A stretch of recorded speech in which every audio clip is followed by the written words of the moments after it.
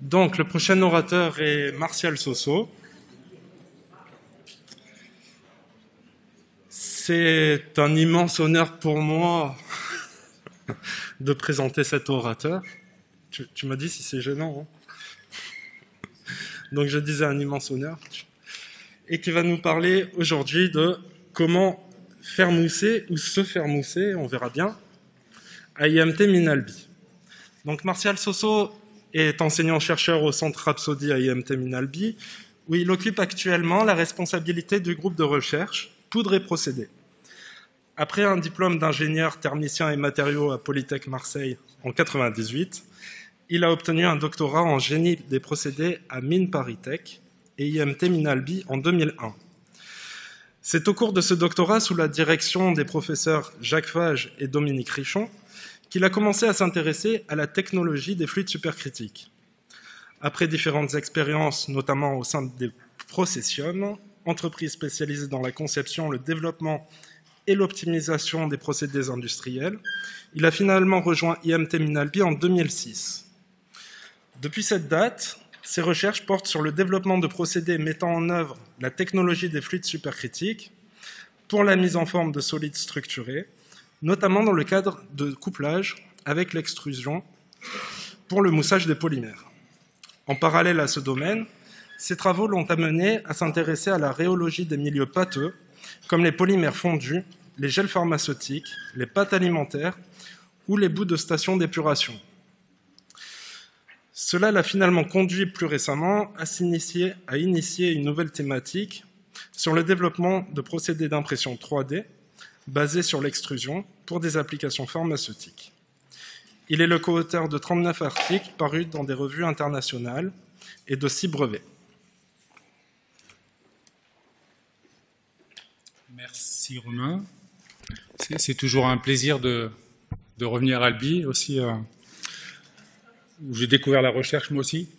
Donc aujourd'hui, alors je savais qu'il y avait des présentations très générales, très assurées par des brillants collègues.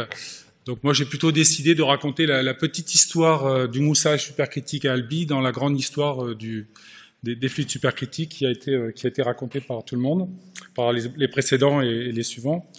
Donc, bien entendu, tout ça, c'est un travail d'équipe. Alors, je vous ai rappelé les noms, mais Jacques l'a déjà fait ce matin.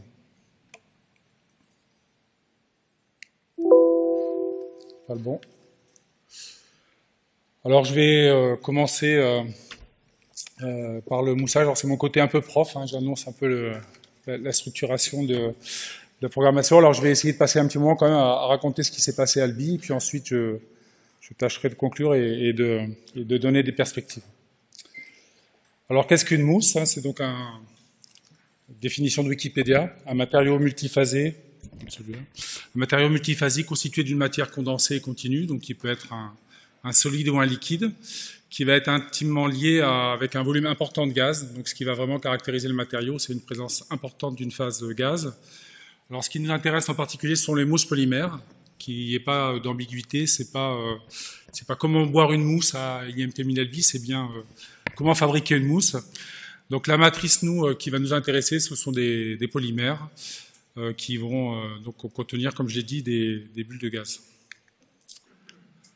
Donc, ce qui va caractériser la mousse, en général, c'est le type de polymère. Alors, ça a été aussi abordé ce matin.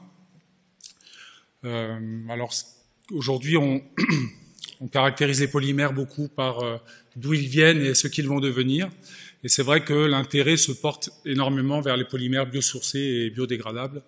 Donc je ne vais pas redévelopper, Stéphane a abordé ce sujet-là ce matin, mais c'est aussi des sujets qui nous ont intéressés. Ensuite, ce qui va caractériser la mousse, ce sont ses propriétés mécaniques. Est-ce qu'elle est souple? Est-ce qu'elle est semi-rigide? Est-ce qu'elle est rigide? Le type de structure, est-ce que les porosités sont ouvertes? Est-ce que les porosités sont fermées? Est-ce qu'il y a ou pas une peau? Et puis surtout la propriété qui est recherchée. Donc il n'y a pas une bonne mousse, mais bien un ensemble de mousses, et ça dépend vraiment de ce qu'on en recherche. Alors pourquoi fabriquer des mousses? On n'a rien inventé, hein. La nature y a pensé avant nous. Alors j'ai choisi 2 exemples qui m'ont un peu interpellé ces derniers temps. Donc il y a le pamplemousse. Donc il y a par exemple une peau extrêmement épaisse qui en fait le protège lors de sa chute à maturité pour pas qu'il explose.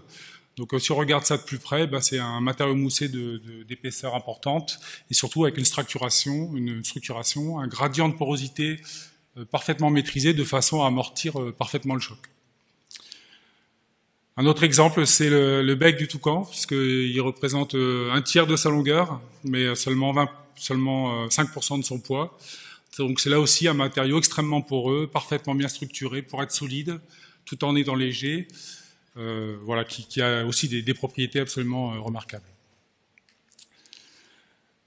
Dans le quotidien, ou en tout cas dans les applications, on va retrouver tous les secteurs industriels qui sont intéressés par les mousses, alors je ne vais pas les énumérer. En termes d'application, alors qu'est-ce qu'on recherche? Par exemple, des propriétés d'amortissement. Par exemple, alors j'ai plus en tête, ça peut servir à être performant en course, par exemple à faire 2h51 au marathon, c'est ça? Meilleure performance de l'école, je ne sais plus si c'est toujours le cas, mais... Alors quand on est retraité, on peut aussi bricoler. Donc pour ça, on peut utiliser des joints, refaire l'isolation des fenêtres de la maison, par exemple. Isolation des combles aussi, si sa maison n'est pas suffisamment isolée. Et puis, quand on a des après-midi piscine, on peut avoir aussi besoin de matériaux moussés, par exemple pour filtrer l'eau. Et Jacques est un très très bon coureur, mais c'est un piètre nageur, donc il peut éventuellement avoir besoin d'une ceinture de mousse polymère pour rester en sécurité. Alors, comment on va fabriquer les mousses? Il faut mélanger du polymère et du gaz. Alors, il y a deux grandes familles de procédés. Il y a ceux qui utilisent un agent chimique, donc c'est la réaction de l'agent quand il va être soumis à température qui va créer l'apparition du gaz. Donc, ça permet de travailler à des pressions limitées. L'inconvénient, notamment pour des applications agroalimentaires ou pharmaceutiques, c'est que les résidus de la réaction chimique vont rester dans le matériau, donc ça peut être rédhibitoire. L'autre façon de faire, c'est d'injecter directement le gaz dans le matériau. Ça permet des mélanges à une échelle plus intéressante, à l'échelle de la molécule, donc des meilleures morphologies. Par contre, la plupart des fluides qui avaient été utilisés pour le développement des matériaux moussés ont été petit à petit interdits par la législation, et donc ça nécessite de trouver des fluides qui sont plus intéressants d'un point de vue environnemental. Donc bien entendu, alors je ne vais pas redétailler, mais le CO2 est un candidat très intéressant dans ce contexte. Alors je reviendrai sur l'intérêt du CO2. Alors comment on va faire le moussage? On peut le faire en discontinu. Donc pour ça, on place le matériau et le gaz dans un réacteur fermé, on met tout ça sous pression, le CO2 va se solubiliser dans le polymère, et lorsque l'on détend, la porosité va apparaître, et donc on va fabriquer le matériau poreux. Alors Jacques a évoqué ce matin la bouteille, donc il m'a toujours invité à faire beaucoup de vulgarisation scientifique, donc on participe à toutes les nuits des chercheurs, fêtes de la science qui sont organisées sur Albi, et donc à chaque fois, le service communication nous demande de trouver un objet qui va représenter un peu ce dont on va parler. Et donc parfois, pour moi, c'est la bouteille, ce que je leur dis, c'est mon réacteur sous pression. Finalement, ça, c'est le réacteur, il ne se passe rien. Le CO2, il est solubilisé dans la phase continue. Et quand j'ouvre la bouteille, je fais la détente. Je vais essayer de ne pas en mettre partout. C'était peut-être pas la meilleure eau gazeuse, mais en tout cas, les bulles apparaissent. Les bulles apparaissent, et donc c'est ce que l'on fait, nous, avec les polymères, dans des réacteurs un peu plus sophistiqués. J'en profite pour voir. C'est pas la bonne marque. On peut le faire de façon semi-continue. Donc pour cela, on va avoir besoin d'une extrudeuse. C'est la pompe idéale pour les fluides visqueux, donc pour les polymères fondus. Là aussi, je vais détailler par la suite ce procédé, en tout cas celui de l'extrusion. Donc dans ce cas-là, on va placer l'agent moussant dans l'extrudeuse pour le mélanger avec le polymère. Ensuite, on va remplir un moule, par exemple, et on va ensuite ouvrir le moule, et c'est à ce moment-là que les bulles vont apparaître. On peut également piloter le procédé en injectant directement le matériau moussé qui s'écoule à l'intérieur du moule. C'est une autre façon de faire. Donc ça, c'est un procédé qui permet de faire des formes assez maîtrisées avec des porosités qui restent quand même assez limitées. Et sinon, on peut fabriquer directement le matériau en continu avec l'extrudeuse, donc comme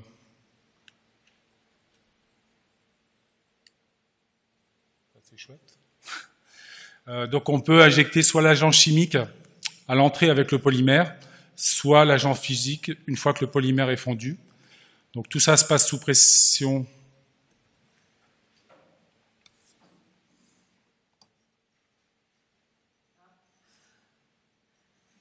Peu importe, j'arrive pas bien à lire ce qui est marqué, mais c'est pas grave.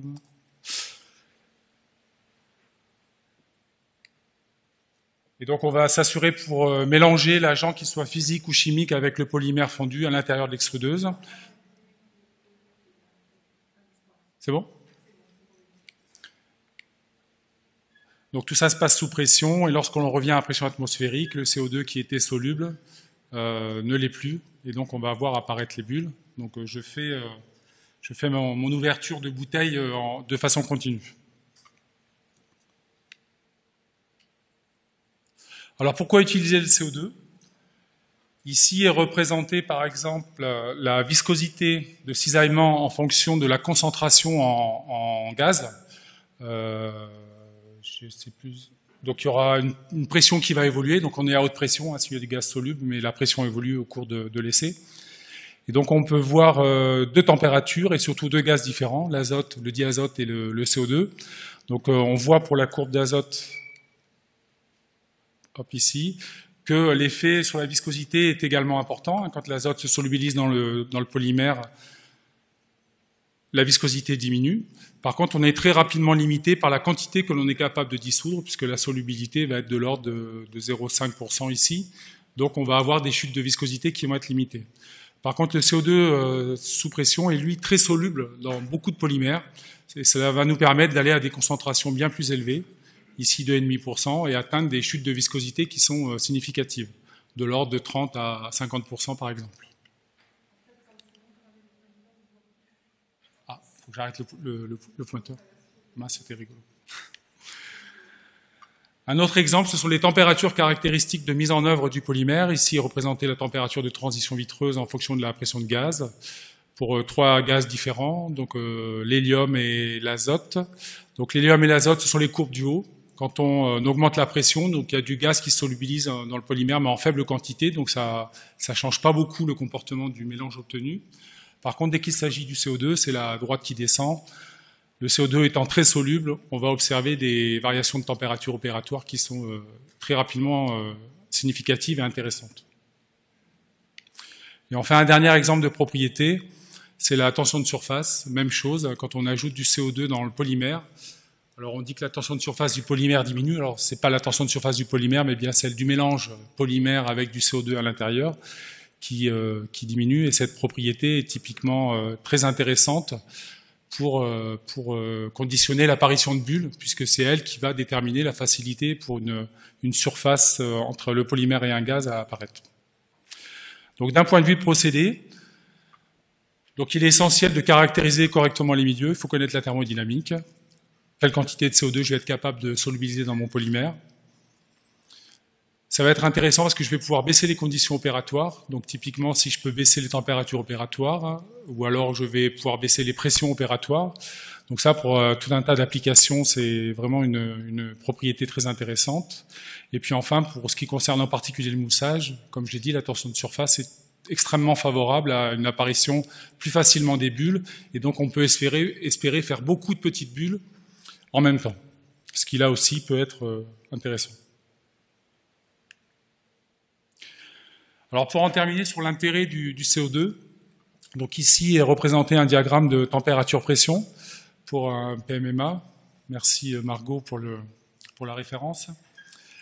Donc on est représenté les courbes d'iso-quantité de CO2, alors les courbes de solubilité, le nom m'échappe, en fonction de la pression et de la température. Donc on voit que moins on est chaud, plus on est à forte pression, plus on peut mettre de CO2 dans le polymère, donc ça c'est plutôt une bonne nouvelle.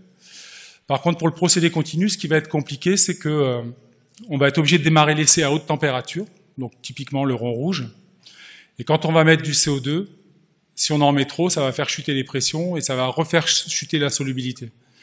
Donc il est nécessaire en fait de suivre les flèches bleues et rouges, c'est-à-dire qu'il faut en permanence mettre un peu de CO2 baisser les températures, mettre un peu de CO2, un peu plus, rebaisser les températures. Et c'est de cette façon-là, en mettant petit à petit de plus en plus de CO2 pour baisser les températures opératoires, que l'on va être capable d'atteindre des zones où l'émoussage va être intéressant. J'ai oublié la conclusion. Donc en termes de pilotage, j'insiste sur ça parce que c'est quelque chose qu'on va retrouver par la suite. C'est l'autre bouton. Alors il y a IMT Minalbi, pardon. Qu'est-ce que l'on a fait Alors le cœur, ça a été le dispositif. La première chose à faire a été d'acheter une extrudeuse. Donc ça a été fait dès le début, grâce à un projet, alors que c'était GEM Bio, je crois, financé par le groupement des écoles des mines. Donc pour cela, nous avions choisi à l'époque d'acheter une extrudeuse monovis. Ça nous paraissait plus simple. Alors il ne faut pas oublier qu'on ne connaissait pas du tout ce type de matériaux, donc c'était vraiment quelque chose de nouveau pour nous et pour le labo. Donc cette extrudeuse monovis, elle a un diamètre de 30, on peut faire des débits de l'ordre de 1,5 kHz, donc ce qui représente quand même une machine de taille, alors peut-être pas pilote, mais en tout cas de taille assez importante. Donc des gammes de pression et de température qui sont de l'ordre de 350 bars et 350 degrés. Donc le polymère, il est introduit dans la trémie, il est ensuite chauffé, écrasé par l'espace qui diminue autour de la vis, et on obtient un polymère fondu à partir à peu près de cette position-là. Et c'est à partir de là que l'on va injecter le CO2 dans le polymère fondu pour pas qu'il remonte jusqu'à la trémie. Donc le polymère est injecté avec une pompe seringue, hein, en tout cas que la communauté du CO2 connaît très bien, qui permet notamment d'avoir des débits très précis. Une fois que le CO2 est injecté dans le polymère, deux objectifs pour nous. Le premier, c'est de mélanger les deux fluides. Il ne faut pas oublier que le polymère est très visqueux, donc c'est pas forcément évident. Une extrudeuse monovis, c'est pas un bon mélangeur, donc il faut être capable de mélanger les deux fluides pour atteindre un mélange monophasique avant la sortie du procédé, avec tout le CO2 qui est dissous. Donc ça, c'est le premier enjeu pour nous, c'est de comprendre ce qui se passe en termes d'équilibre et d'écoulement. Et ensuite, donc on va passer dans la filière. Donc pour avoir des pressions importantes dans la filière, pour nous, la filière, c'est un petit trou. Donc le petit trou va suffire à faire monter de façon significative les pressions dans le système. Et donc là, on va passer encore une fois... je vais revenir à l'exemple de la bouteille. Hein, on va repasser de la phase le CO2 est soluble avant la filière et il n'est plus soluble à la sortie de la filière à pression atmosphérique. Et c'est donc là qu'on va former la mousse. Alors j'ai oublié de dire que pour parvenir à un bon mélange, il nous a fallu modifier le dispositif, ajouter par exemple des mélangeurs statiques comme représenté ici. Alors ça a toujours été quelque chose d'important pour l'équipe, alors Jacques en particulier, mais pour l'équipe, c'était quand même de faire de la science. Hein. C'est quand même notre métier, hein, comme tu le dis toujours. Donc pour ça, on a beaucoup de travaux qui ont concerné la meilleure compréhension de ce qui se passait. Alors ça a commencé par les équilibres de phase, hein, quelle quantité de CO2 on peut mettre, des mesures de propriété comme des diffusions dans des cellules à visualisation. On avait également travaillé sur la caractérisation de la viscosité des matériaux en ligne, donc dans l'extrudeuse en présence de CO2. Alors encore une fois, c'était un procédé qui était assez nouveau pour nous. Hein. On ne connaissait pas très bien les polymères, pas très bien l'extrusion. Donc on avait aussi pas mal travaillé sur les mesures de distribution de temps de séjour dans le dispositif, de façon à savoir est-ce qu'on mélange bien, est-ce qu'on ne mélange pas bien, est-ce qu'il y a des zones mortes. Donc pour ça, on avait eu l'occasion ou l'opportunité de faire une modélisation originale avec les chaînes de Markov. Alors je ne vais pas détailler, mais je vous invite à lire les publics si ça vous intéresse. Dernièrement, on a, notamment grâce à l'apport de Fabien, qui est présent, on a pas mal travaillé sur la modélisation de la nucléation croissance dans la filière, donc ça je vais le détailler par la suite. Et puis ce qui nous occupe le plus, c'est d'arriver à contrôler la forme et la structure des mousses que l'on fabrique. Alors les premières idées, c'était dans l'industrie, c'était pour des applications pharmaceutiques, c'est vraiment ce à quoi on avait pensé. Finalement, ça a évolué beaucoup vers les biopolymères, parce qu'on était sollicité pour différentes applications. Donc on a travaillé sur souvent des polymères biosourcés. Alors on a parlé du PA11 ce matin. Le PHBV, puis le PLA nous occupe pas mal ces derniers temps. Souvent, c'était sous forme de matériaux composites avec des charges, alors des fibres naturelles, les particules de chitosane dont Jacques a parlé ce matin par exemple, l'amidon, des nanotubes de carbone aussi. Alors là aussi, il y aurait quelques anecdotes à raconter, mais je vais le garder sous silence pour l'instant. Alors, ce qui est assez remarquable, c'est que finalement, c'est pas forcément ce à quoi on avait pensé au début, mais on est dans un laboratoire qui s'intéresse aux poudres, et on a été plusieurs fois sollicité pour faire des poudres à partir du dispositif, et dans des secteurs très variés. Donc finalement, on s'était pas si éloigné que ça des thématiques du laboratoire.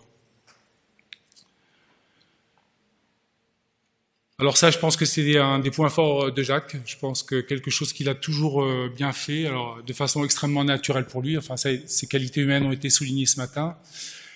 C'est le réseau, hein, d'être toujours présent, d'échanger avec tout le monde, d'être suffisamment curieux pour qu'on ait beaucoup de collaborations intéressantes avec plein de labos. Et puis également beaucoup de partenaires industriels, puisque ça aussi, ça a toujours été quelque chose d'important, de toujours répondre aux sollicitations, aux questionnements qu'on pouvait avoir sur le procédé, d'avoir des nouvelles idées, et donc d'avoir toujours des études plus ou moins petites. D'ailleurs, j'allais dire petites études, c'est un tic de langage, mais il y a eu des petites études comme des grandes pour essayer d'apporter des réponses. Alors j'insiste aussi sur l'association là qui est maintenant présidée par Elisabeth, là qui prendra la parole après. Donc Jacques a aussi été très actif, donc ça nous a permis aussi beaucoup de collaborations internationales, toujours pertinentes. Et puis l'IFS que Stéphane a aussi présenté ce matin, là aussi c'est quand même beaucoup grâce à Jacques si on a toujours été très très actifs dans ces associations. Alors j'ai piqué l'image à Jennifer, donc je vais essayer de retracer, parce que c'est quand même toujours des gens qui ont travaillé.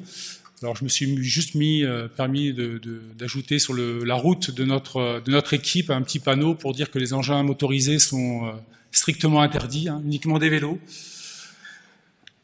Donc il y a eu quelques thèses. Alors ça avait commencé par une année de postdoc pour moi. Donc il y a eu la première thèse avec Clémence qui était plutôt orientée pharmaceutique.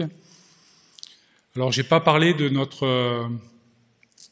cette période-là. Peut-être juste un mot. Alors, on avait décidé de breveter nous-mêmes le procédé en se disant, ça sera plus facile pour nous de le vendre, parce que finalement, la stratégie qui a souvent été utilisée, c'était plutôt des brevets portés par les partenaires industriels quand l'invention a été trouvée.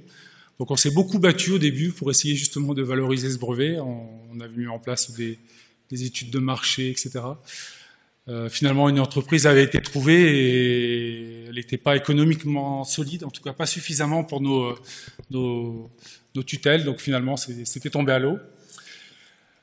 Après, ça a commencé à évoluer vers d'autres contrées. Donc c'est là où on a été plus vers les polymères avec Audrey sur le PA11. Ensuite, il y a eu Nibal qui finalement n'a pas fait d'extrusion moussage, mais c'était avec les mines d'Alès. Et clairement, si on travaillait à cette époque-là avec les mines d'Alès, c'était parce qu'on était passé sur les milieux polymères. Donc Nibal a plutôt fait les particules de chitosane ici qui ont été dispersées aux mines d'Alès.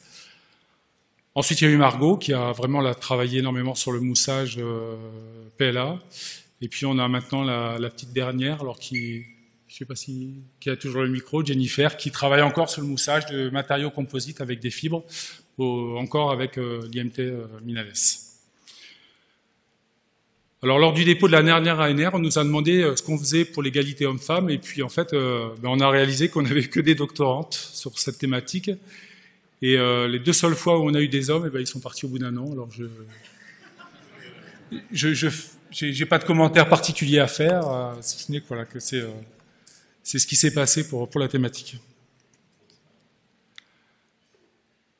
Il y a eu également une filière hongroise, donc on a reçu alors c'était pas 3 étés, mais on a reçu 3 doctorants hongrois du même labo, donc Zsombor, Tamas et Katalin.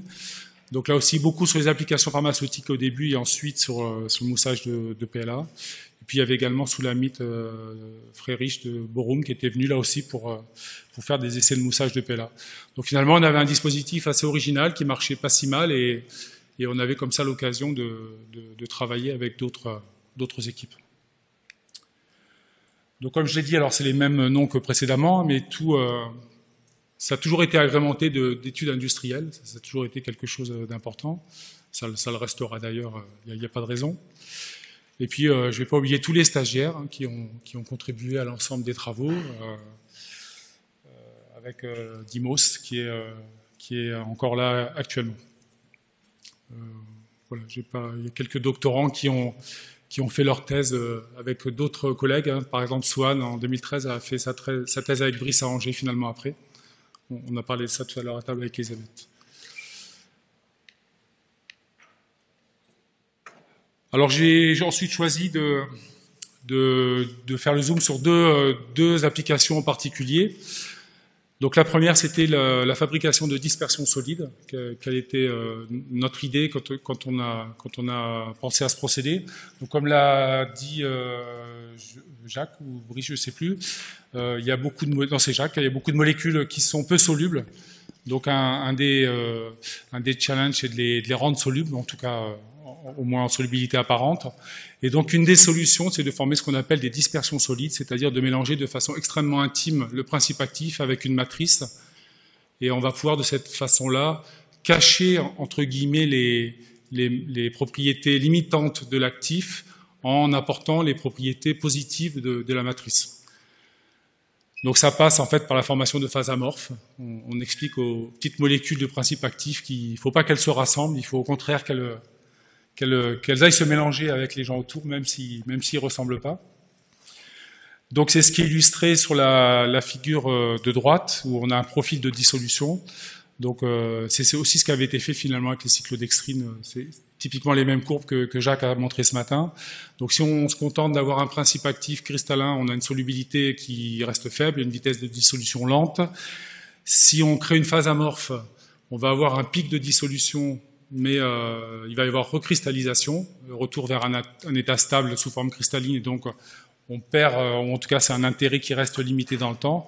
Si par contre on disperse correctement dans une matrice bien maîtrisée, on va avoir le type de dissolution plutôt comme le verre, avec une forte dissolution rapidement, et qui va rester forte dans le temps, donc ce qui là va permettre d'avoir une biodisponibilité importante dans l'organisme. Il s'avère que le procédé d'extrusion à chaud est très performant pour ce type de mise en forme. Ben en fait, on mélange, on fond ensemble l'actif et la matrice, ce qui permet d'avoir des états de dispersion très très petits. Alors on dit à l'échelle moléculaire, on ne l'a pas vraiment prouvé, c'est d'ailleurs pas facile à prouver, mais en tout cas on a vraiment des états de mélange à une échelle très intéressante.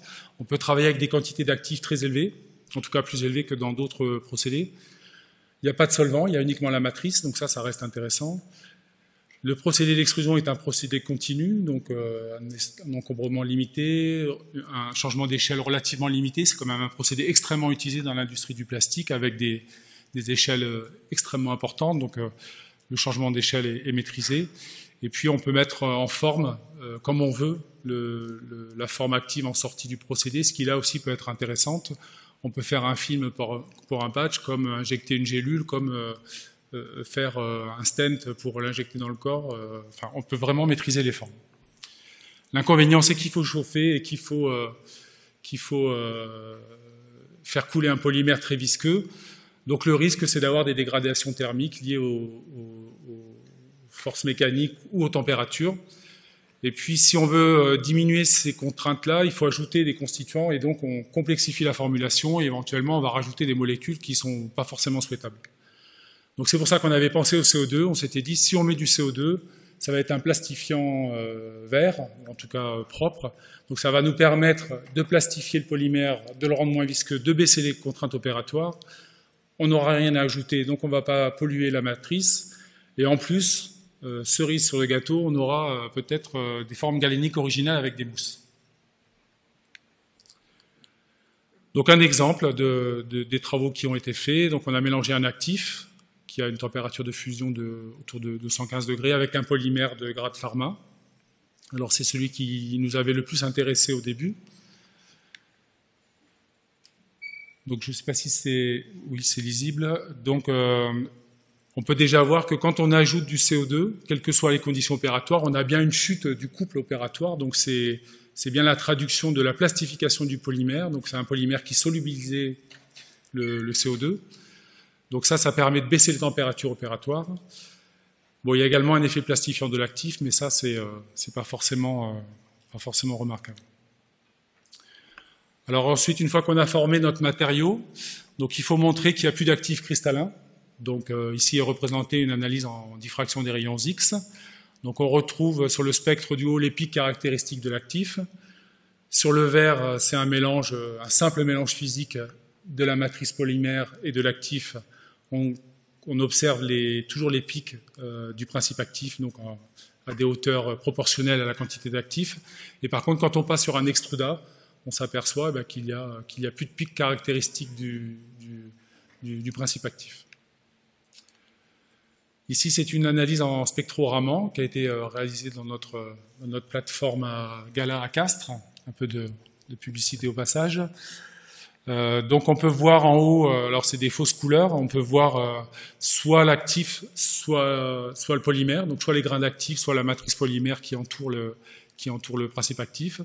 Et en dessous, on peut voir la même observation sur un échantillon extrudé. Donc on voit bien qu'on voit rien. Donc il y a plus de grains d'actifs et finalement l'actif il est un peu partout. Donc il est parfaitement mélangé à la matrice polymère ou en tout cas à l'échelle à laquelle on observe. Ce qu'on avait pu montrer, c'était donc ici par électrophorèse capillaire qu'on avait la même signature. Donc a priori il n'y avait pas de dégradation de l'actif grâce à l'abaissement des températures opératoires grâce au CO2 supercritique. On avait pu extruder sans dégrader l'actif alors que les températures de base pouvaient provoquer les températures de base. Les températures sans CO2 pouvaient dégrader l'actif. Et enfin, sur la propriété d'usage, les cinétiques de dissolution, donc ici la dissolution au cours du temps, on retrouve une cinétique très limitée pour l'actif, qui est largement augmentée pour les extrudats broyés. Et si on gardait la forme moussée, on pouvait ajuster la cinétique de dissolution en fonction de la propriété de la mousse que l'on avait fabriquée. Donc finalement, l'actif, il est plus cristallin. Alors est-ce qu'il est amorphe? Oui. Est-ce qu'il est dispersé à l'échelle moléculaire? On n'en sait rien, mais en tout cas, il est plus cristallin. Il n'y a pas de dégradation. On a obtenu une dispersion uniforme avec des propriétés améliorées. Donc le CO2 nous avait bien permis d'élargir le champ d'application du procédé d'extrusion à chaud. Deuxième exemple qui nous a beaucoup plus intéressé, dernièrement en tout cas, donc c'est le moussage d'un biopolymère qui s'appelle l'acide polylactique. Alors pourquoi travailler sur les biopolymères? Ça a été aussi largement discuté ce matin. On va essayer de remplacer des polymères qui sont plutôt issus du pétrole. On va faire des matériaux qui sont biodégradables et éventuellement biocompatibles pour des applications médicales. Donc un résultat majeur que nous avions obtenu, c'est la courbe qui vous est représentée ici. Donc on a la porosité du matériau obtenu donc en sortie d'extrudeuse en fonction de la température. Donc comme je l'ai dit, quand on pilote le procédé, on baisse les températures pour avoir des mousses de plus en plus poreuses, mais c'est associé à une augmentation de la quantité de CO2. Et pour atteindre un maximum. Donc ce maximum n'est pas possible, n'est pas atteignable si on n'a pas mis beaucoup de CO2 à l'intérieur. Donc il faut l'atteindre de cette façon-là, de façon progressive. Et ce qui avait été remarqué, c'était que quand on était au-dessus de cette température optimum, on avait un certain type d'expansion et un autre type d'expansion en dessous. Donc typiquement, au-dessus de cette température optimum, on avait un polymère qui était amorphe, avec des porosités de plus grande taille et très ouvertes, ce qui n'est pas forcément bien représenté sur le schéma, et surtout un large diamètre, c'est-à-dire qu'on avait une expansion radiale du matériau.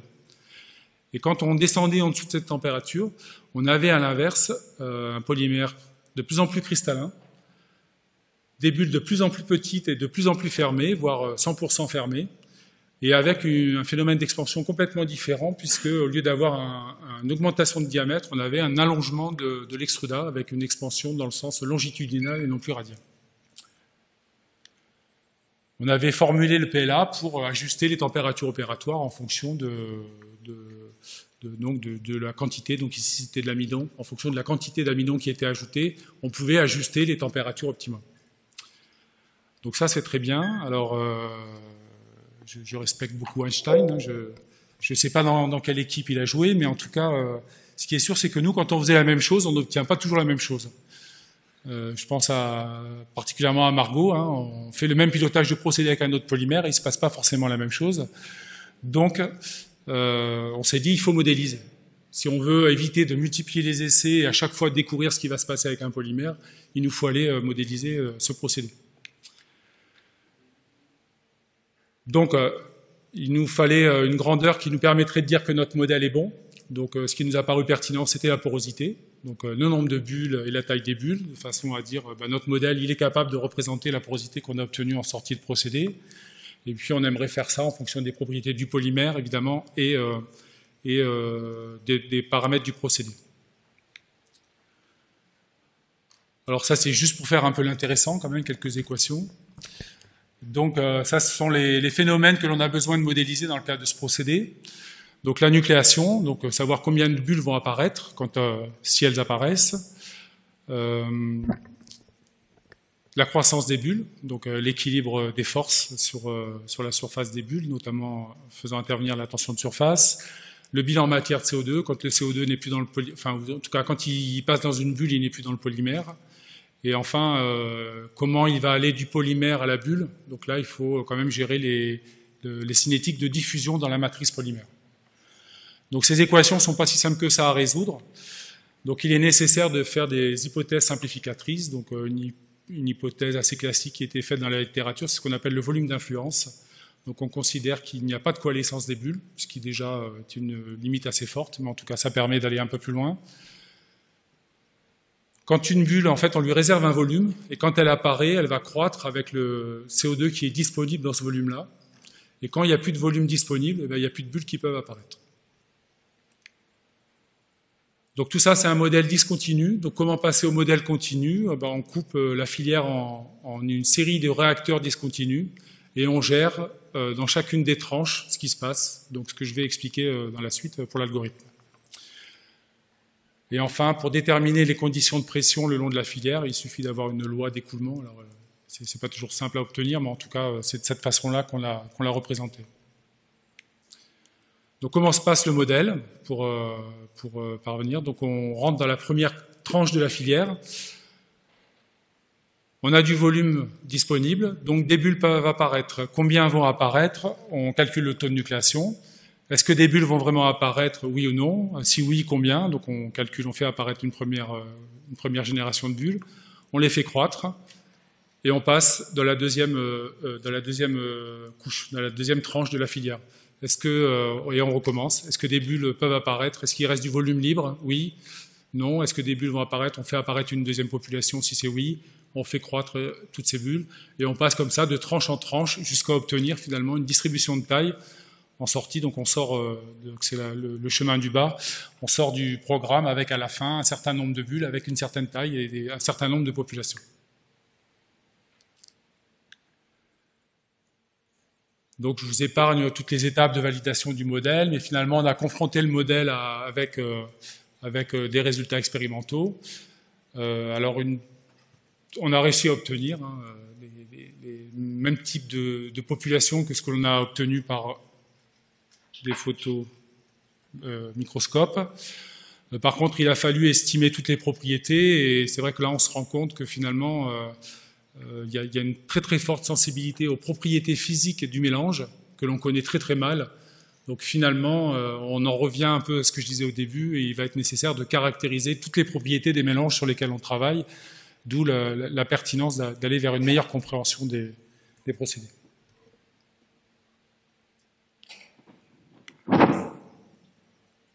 Voilà, je voulais juste, pour conclure, après quelques exemples. Donc on a travaillé sur un procédé qu'on peut qualifier de durable. On a travaillé avec souvent des matières qu'on a essayé de conserver le biosourcé, voire biodégradable, et puis avec un solvant, alors ça a été dit déjà de nombreuses fois, qui est quand même un solvant particulièrement intéressant, qui est le CO2 sous pression.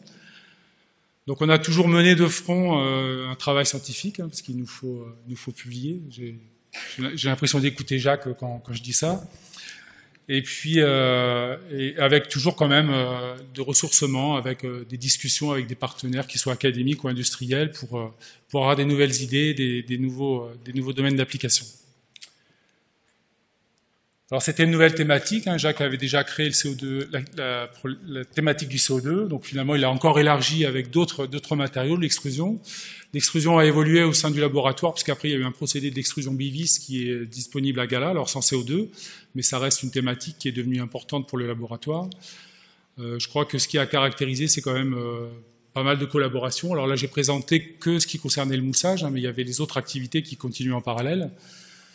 Et puis bon, ça a déjà été aussi souligné, hein, toujours dans la bonne humeur, avec toujours beaucoup d'ouverture d'esprit, et puis les qualités humaines que tout le monde connaît de Jacques. Donc ça, c'était chouette. Alors les perspectives, c'est pas facile hein, d'imaginer travailler sans Jacques. Alors il nous laisse quand même des projets en cours. Donc on a une thèse qui est donc la thèse de Jennifer, qui est donc là-haut, sur les biocomposites avec Alès. On a l'ANR avec Margot, qui vient nous rendre visite régulièrement pour mousser ces matériaux. On a un projet qui a démarré avec nos collègues toulousains sur des applications aéronautiques, et puis un petit projet ANR qui a été déposé. On verra bien ce que ça donne. Donc les objectifs pour nous, ça va être de maintenir ce réseau, hein, qui était quelque chose d'important. Et puis, pour reparler quand même du futur, cette thématique, donc les polymères fondus ont été introduits dans le laboratoire, et finalement, il y a une grande révolution qui se prépare dans l'industrie pharmaceutique, qui est celle de l'impression 3D. Alors, toutes les molécules ne seront pas faites par l'impression 3D, mais ce qu'on a pu observer pendant le Covid, avec cette capacité de l'impression à fabriquer des matériaux un peu partout rapidement, en répondant rapidement à la demande, c'est probablement ce qui va se passer dans certains lieux, hein, comme les hôpitaux ou comme d'autres secteurs. Donc, certains procédés d'impression 3D, notamment un en particulier, utilisent les polymères fondus, utilisent les dispersions solides d'actifs dans les polymères fondus. Donc, cette thématique des polymères fondus va naturellement trouver sa place dans la continuité au laboratoire pour des nouvelles aventures avec Romain et Fabien, et voilà. Des questions? Alors, Stéphane, tu as dit qu'il n'était pas très présent sur les réseaux sociaux. Tu n'as pas bien regardé sur Twitter, parce que depuis que Jacques s'est mis à Twitter, il a quand même envoyé pas mal de photos. Alors, pour vraiment conclure, deux petites phrases destinées à Jacques. La première, c'est qu'on a toujours dit, voilà, on a les droits. Et ben là, tu les as. C'est les droits à la retraite, mais c'est les droits quand même. Donc, tu vas pouvoir partir sur de nouvelles aventures. Et je te souhaite une bonne retraite. C'est des blagues privées. Hein, je l'ai fait avoir. Je suis désolé. Je te souhaite un bon triathlon, parce que je sais que tu vas continuer à courir. Je sais que tu vas continuer à faire du vélo. Et j'ai aucun doute sur le fait que tu vas nager dans le bonheur. Voilà, je vous remercie.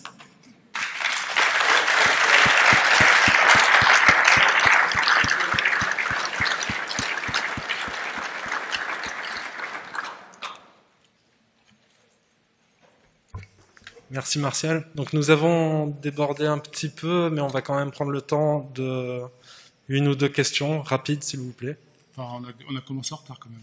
Oui, on déborde quand même. Oui.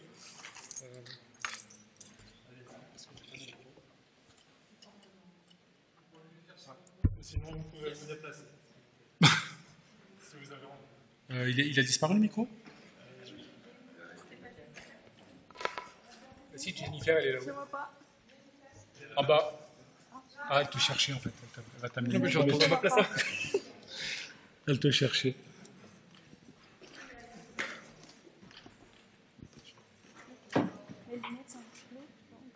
C'est où? C'est pour moi, oui. Merci Martial. J'ai une question sur la tension de surface. En effet, comme tu l'évoquais, donc c'est capital pour la modélisation, en particulier la nucléation.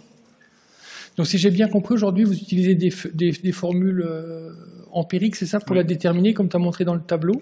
Oui. Et ensuite, comment tu penses faire pour déterminer la tension de surface du système? Je pense pas le faire. Alors, on avait déjà fait des mesures par goutte pendante, mais c'est vrai que sur les polymères, c'est très visqueux, donc c'est un peu plus compliqué.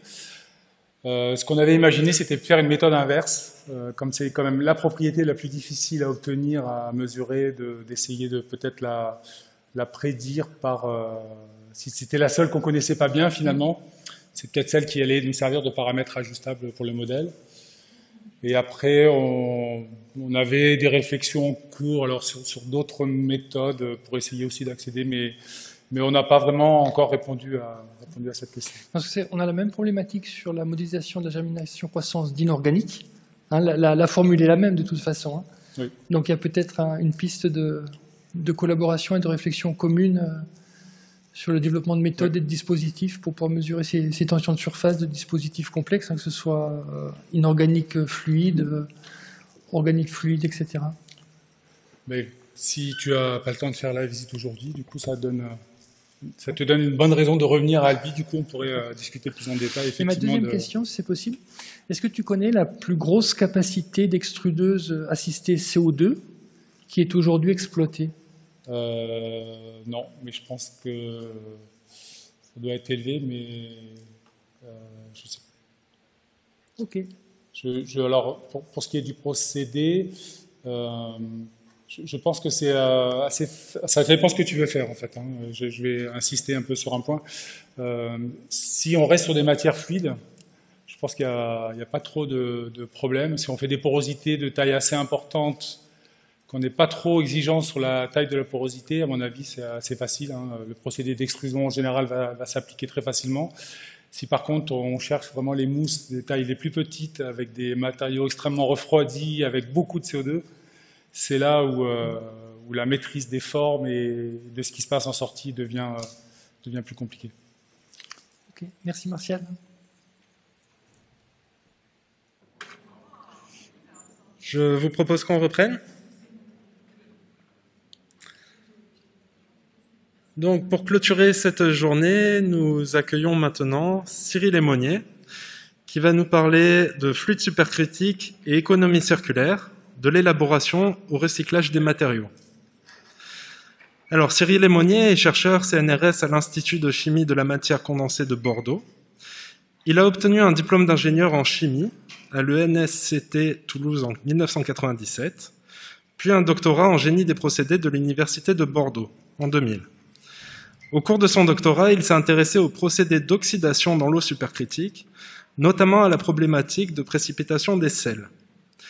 Il a ensuite fait un séjour postdoctoral de 2 ans à l'Université de Fribourg en Allemagne, où il a développé de nouvelles approches pour la synthèse de nanoparticules organiques, inorganiques, hybrides.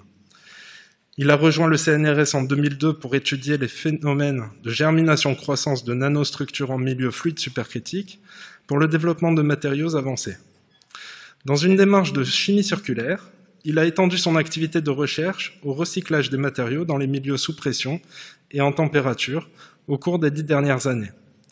Il est responsable du groupe fluide supercritique de l'ICMCB et a reçu la médaille de bronze du CNRS pour ses réalisations scientifiques. Donc, Cyril Aymonier est co-auteur de plus de 165 publications, 10 chapitres de livres, 30 brevets et a donné plus de 70 conférences invitées.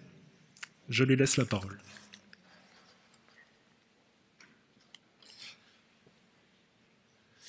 Merci.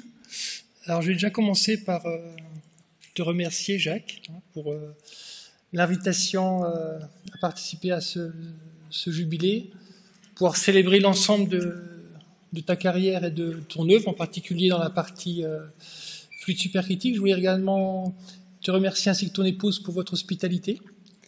Et lorsque j'ai préparé cette présentation, j'ai essayé de regarder ce qu'on avait fait ensemble. Et en fait, on a... Ah, comme les collègues. Pourtant, j'appuie fort.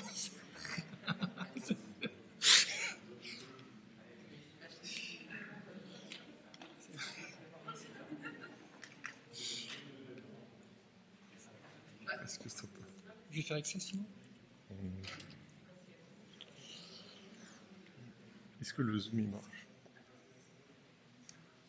Ça marche toujours.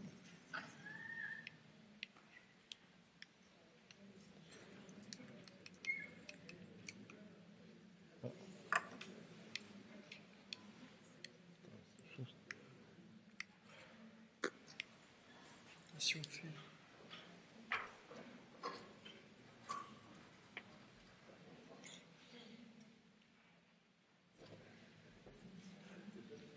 Marcel est parti. Celui qui arrive à le faire fonctionner. Ah, voilà. Ah, ça a vibré. Ah, ça y est, voilà. merci. Et donc en fait, on n'a qu'une publication en commun. Hein, c'était pendant la thèse de Brice et de Pauline. On avait développé ensemble un dispositif expérimental, mais on a tellement interagi que j'avais l'impression qu'on avait fait plus de choses ensemble. Mais en fait, on a eu énormément d'interactions et c'est vrai que nos domaines de recherche sont relativement disjoints. Donc merci pour tous ces échanges et également te remercier pour ton implication au niveau de la communauté fluide supercritique. Et donc pour ces journées, tu m'as demandé de faire une présentation sur le thème des fluides supercritiques et économie circulaire, hein, donc de façon complémentaire à l'ensemble des témoignages qu'il y a pu avoir déjà aujourd'hui. Et je vais l'illustrer avec ce qui m'intéresse tous les jours, c'est-à-dire l'élaboration et le recyclage des matériaux en milieu fluide supercritique. Et juste, donc on a vu un certain nombre de fois aujourd'hui dans la journée une cellule remplie avec du CO2 où on voyait l'interface gaz liquide. Et là, c'est ce que l'on voit, mais dans l'espace en microgravité. Bien évidemment, il n'y a plus le ménisque.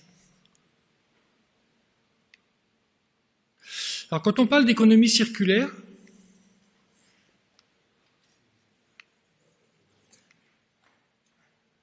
Brice, je crois qu'il va falloir que tu viennes m'assister.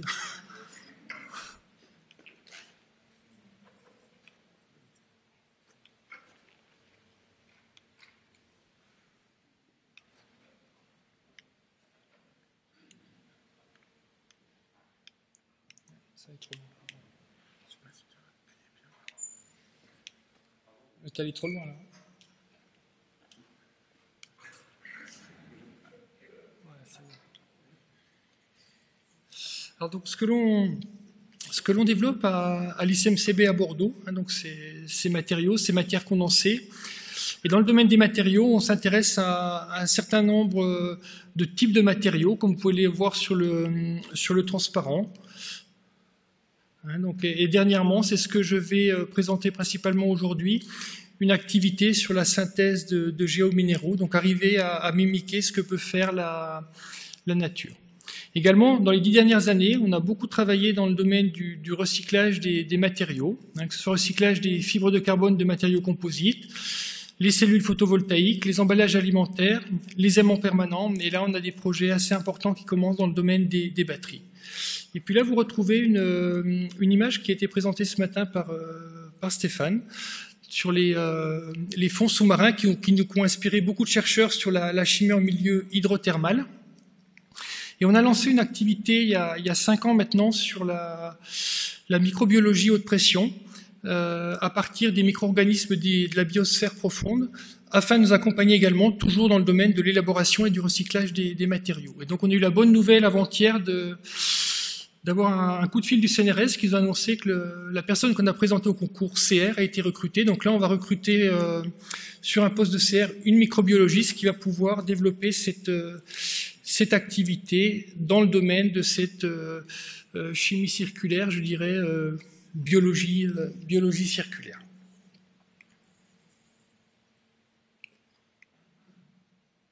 Alors, au niveau économie circulaire, le cas d'école, généralement, quand on l'introduit aux étudiants, on parle du cas de l'aluminium. C'est le cas parfait. On peut le recycler et de façon, il n'y a pas de limite s'il y a certaines, mis à part le fait qu'il y a certaines pollutions au niveau du matériau de départ. Et de façon un petit peu plus évoluée, c'est ce qu'a présenté la Fondation Ellen MacArthur, avec ce qu'on appelle le diagramme papillon. Et c'est vrai qu'on peut se l'imaginer, hein, il n'y a personne de mieux qu'une personne sur un bateau, pendant des mois, pour essayer d'imaginer ce que représente le concept d'économie circulaire. Et donc ce diagramme papillon, vous voyez, il y a les deux ailes. Donc sur la droite, tout ce qui correspond aux produits manufacturés, avec différentes loupes. Donc la première, bien évidemment, c'est la réutilisation, la maintenance, et l'étape ultime, je dirais, c'est le recyclage. Et de l'autre côté, la deuxième aile du papillon, elle va concerner tout ce qui va être organique. Hein, et donc on a évoqué aujourd'hui le compost, bien évidemment, ça rentre au niveau de cette seconde aile du papillon. Et pour les yeux du papillon, hein, donc il y a deux objectifs qui ont également été évoqués aujourd'hui. Le premier objectif, c'est bien évidemment d'aller vers une société neutre en carbone, hein, donc avec l'objectif de 2050 et du Green Deal, avec un premier milestone en 2030.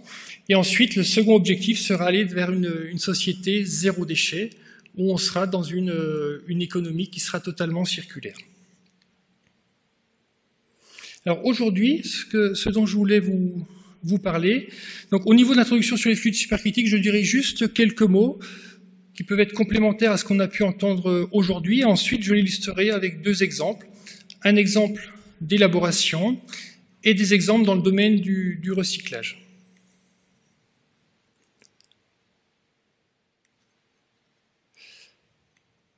Alors, le diagramme de phase, vous l'avez vu à de nombreuses reprises. Par contre, ce schéma, vous ne l'avez encore pas vu. Et il est complémentaire à ce qu'on a pu entendre aujourd'hui et il permet de visualiser ce caractère hybride des milieux fluides supercritiques. Donc là, ce que l'on voit, c'est une modélisation des molécules dans un fluide supercritique où vous pouvez reconnaître la longueur de corrélation du système. Et surtout, on voit qu'on va avoir des domaines avec des densités qui sont proches de celles d'un liquide et des domaines avec des densités qui sont proches de celles d'un gaz. Et en fonction des conditions de pression et de température, on va pouvoir bien évidemment moduler la taille de ces domaines et modifier les propriétés du solvant. Et ce que je rajouterais par rapport à ce qui a été dit aujourd'hui, en tant que chimiste, ce qui est intéressant pour moi dans ces milieux, c'est qu'on va pouvoir faire de la chimie comme dans un liquide, dans un environnement qui se comporte comme un gaz. Et ce qui est extrêmement intéressant quand on s'intéresse à la cristallisation de matériaux inorganiques. Alors derrière le fluide supercritique, c'est vrai, il y a un certain nombre de solvants. Donc aujourd'hui, on a entendu parler beaucoup du CO2, et que du CO2. Jacques a introduit un petit peu ce matin l'eau. Et connaissant le programme, j'ai choisi de plutôt orienter les exemples sur l'utilisation de l'eau supercritique, en particulier pour l'élaboration et le recyclage des matériaux. Et en fin de présentation, je parlerai néanmoins du CO2, qui est un acteur important dans le domaine du recyclage des matériaux. Et après, en fonction de ce que l'on souhaite faire, on va pouvoir utiliser différents types de solvants. On voit que la littérature est de plus en plus abondante avec l'utilisation des alcools supercritiques, ou encore d'autres solvants plus exotiques, par exemple comme l'ammoniac supercritique, donc un petit peu plus difficile à mettre en œuvre, mais qui va être intéressant quand on va s'intéresser à la germination-croissance de nitrure. Et là, je voulais vous montrer un nouveau type de milieu réactionnel qu'on a pu mettre en évidence dans les dernières années. On a montré qu'on était capable de générer in situ des sels fondus dans de l'eau supercritique. Il s'avère que la soude a la bonne idée de fondre à 318 degrés et de fondre à une température qui va être inférieure à sa température de précipitation. C'est-à-dire que la soude va précipiter et va fondre directement, ce qui fait qu'on va générer une phase sel fondu dans l'eau supercritique. Et donc c'est un nouveau milieu réactionnel sur lequel on ne connaît absolument rien et qu'on va essayer d'étudier dans les prochaines années, en particulier au niveau des propriétés thermo-hydrodynamiques. Et avec ceci, par exemple, on peut espérer lever le verrou du problème de précipitation des sels dans l'eau supercritique, et en particulier au niveau du procédé d'oxydation dans l'eau supercritique. On a fait des essais et on arrive à solubiliser des sels comme le NaCl ou encore le Na2SO4.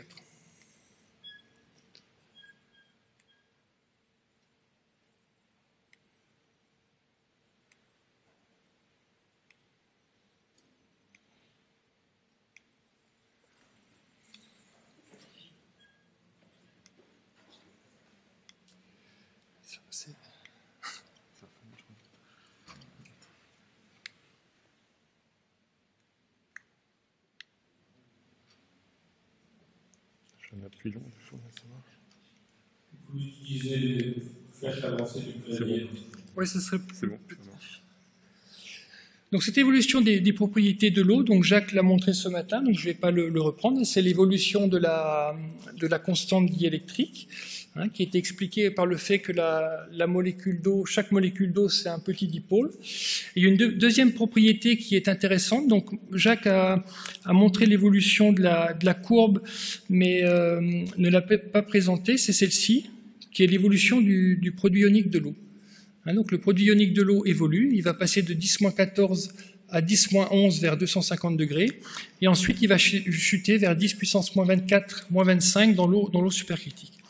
Et ce qui va être intéressant, donc là on ne sera pas dans l'eau supercritique, mais dans ce domaine sous-critique, on va pouvoir utiliser de l'eau pour simuler le comportement de solutions acides ou basiques, et vous avez ici l'exemple d'un procédé de traitement de surface que l'on a développé qui permet de remplacer des bains de traitement acides, donc en l'occurrence un mélange acide nitrique, acide sulfurique, acide fluorhydrique, uniquement par de l'eau, hein, pour développer des matériaux composites dans le domaine de l'aéronautique.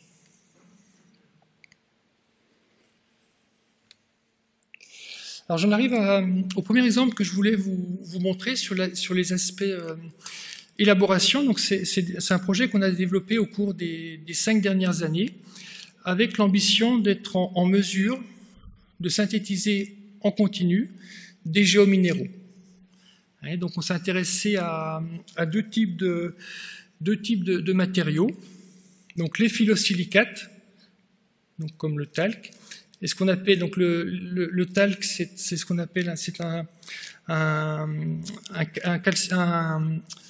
un silicate de magnésium, et donc des ionosilicates, en particulier l'atobermorite et l'axonolite, qui sont des silicates de calcium, et en particulier qui sont des éléments qui sont utilisés dans le domaine des ciments. Alors le principe d'élaboration de matériaux en supercritique, donc généralement quand on parle d'élaboration de matériaux en milieu fluide supercritique, il va y avoir deux grands types de procédés. Il va y avoir les procédés qui sont basés sur une transformation physique, donc ça on l'a vu à de nombreuses reprises aujourd'hui, et c'est des procédés qui sont principalement utilisés pour la mise en œuvre de matériaux organiques. Et la deuxième grande famille de procédés, qui sont les procédés basés sur une transformation chimique, c'est ce dont je vais parler aujourd'hui. Donc on réalise une réaction chimique dans un milieu fluide supercritique.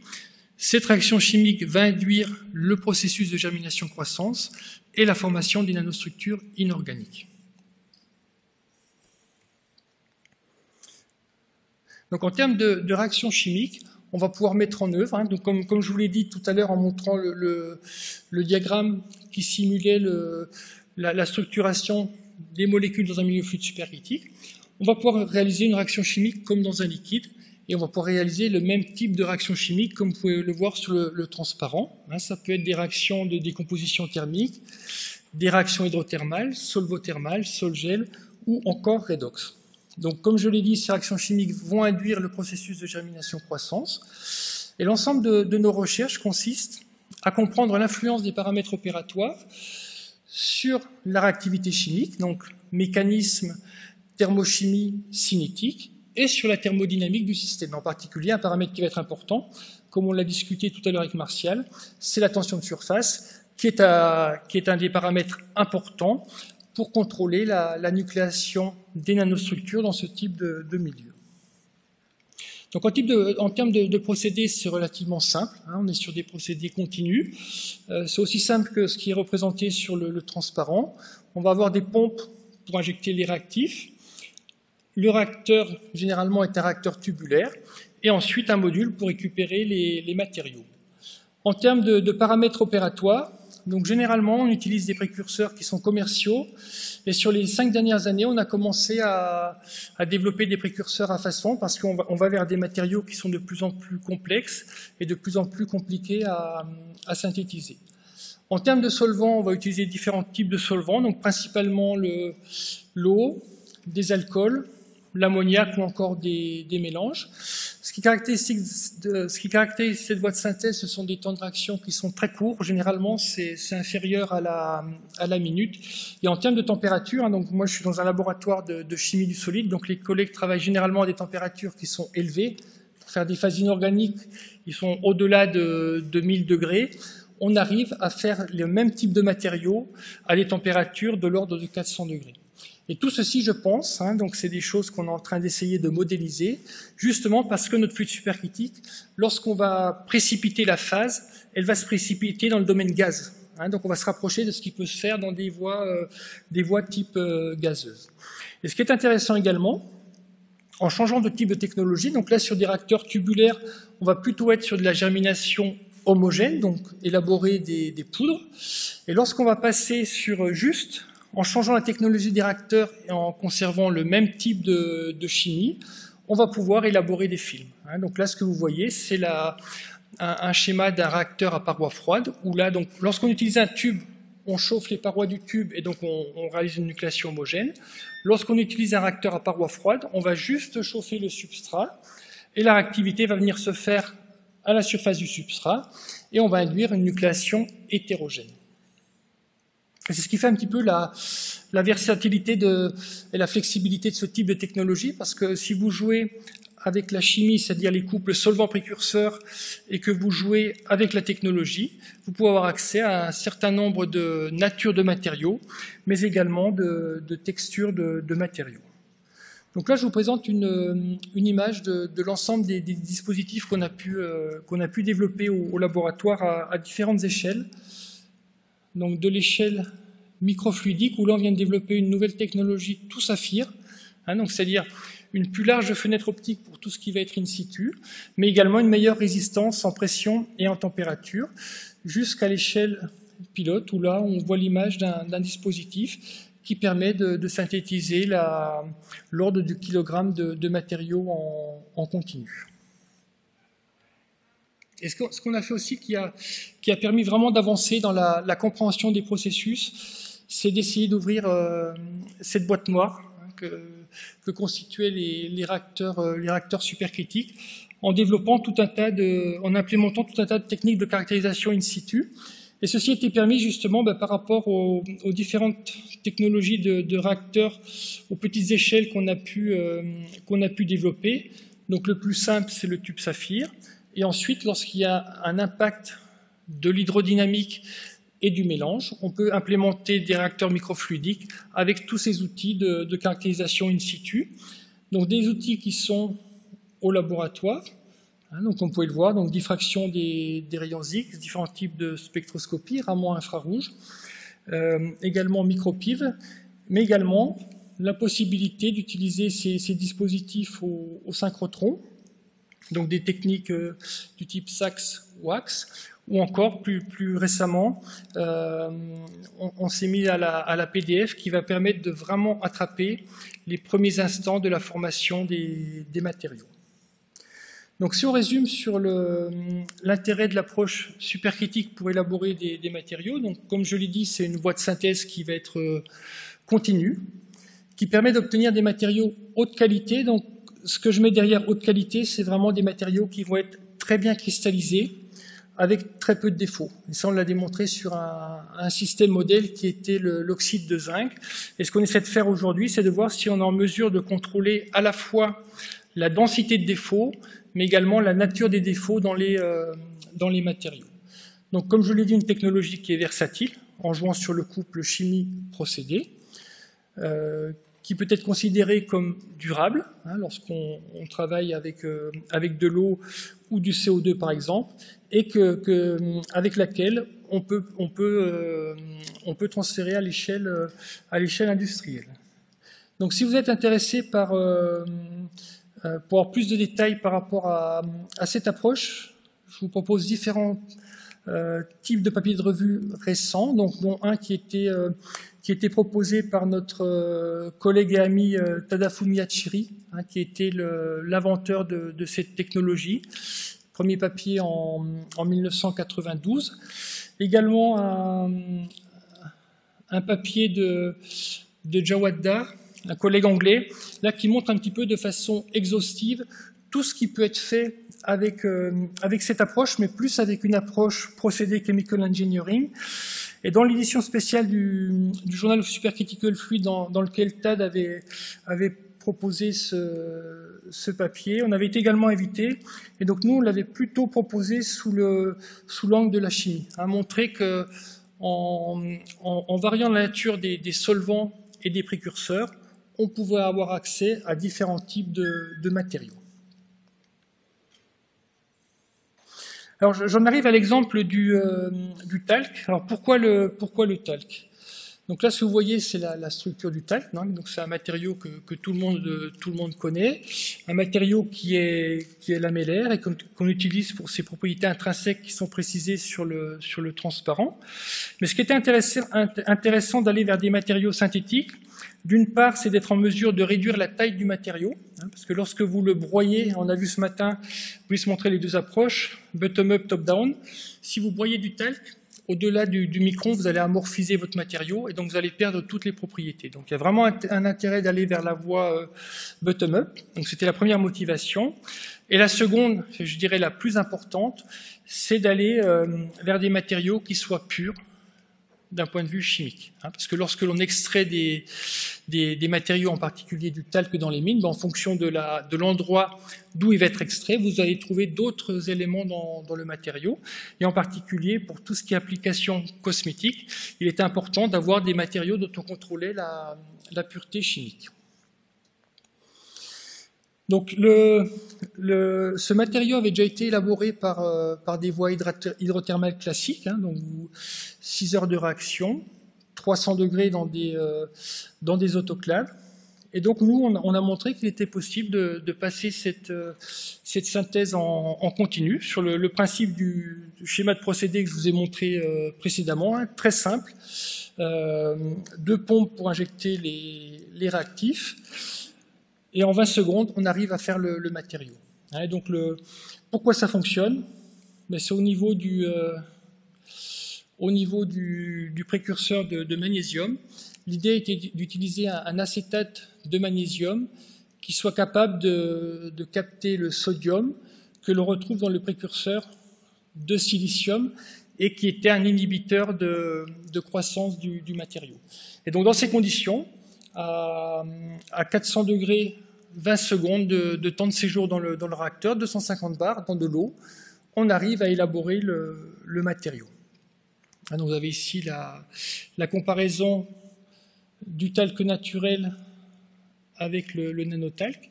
Et ce qui est intéressant dans ce matériau, c'est que le talc naturel est hydrophobe.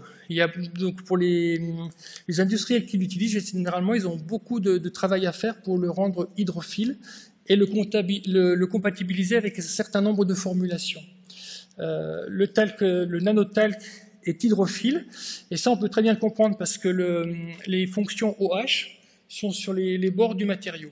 Et forcément, lorsque vous réduisez la taille, vous allez augmenter la densité de groupement hydroxyle et donc rendre votre matériau hydrophile. Et donc, sur ce type de projet, nous sommes allés jusqu'à l'échelle pilote. Donc, on a une photo ici sur le transparent qui permettait la production du kilogramme jour de matériaux. Et je dirais dans la même philosophie, on a travaillé au cours des 10 dernières années sur l'élaboration de silicates de calcium. On a dans l'approche ciment vert, on a abordé à plusieurs reprises aujourd'hui l'impact de l'industrie du ciment, et en particulier par rapport à la production de CO2. Donc on travaille sur ce projet depuis une dizaine d'années, où ces 10 premières années ont été pour essayer donc de développer la chimie qui permet d'élaborer ces matériaux. Donc là, on y est arrivé, donc principalement 2 matériaux qui sont assez intéressants, ce qu'on appelle l'axonothlite et la tourbermorite.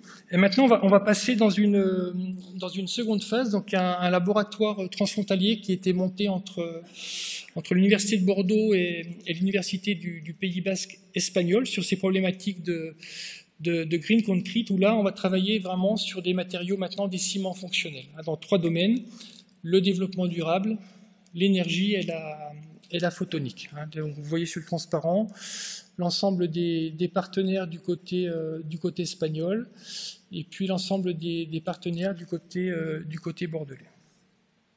Donc pour terminer cette partie sur l'élaboration des matériaux, depuis 2012 également, on s'intéresse à l'évaluation de l'impact des technologies qu'on va développer, en particulier en faisant des analyses de cycle de vie. Alors ce que l'on voit sur la partie élaboration de matériaux, donc j'ai pas le temps de rentrer dans le détail, mais donc la majeure partie d'entre vous est maintenant familier avec l'analyse de cycle de vie. Donc on fait un descriptif très fin du procédé, et derrière, donc les collègues spécialistes vont pouvoir faire des calculs pour évaluer l'impact.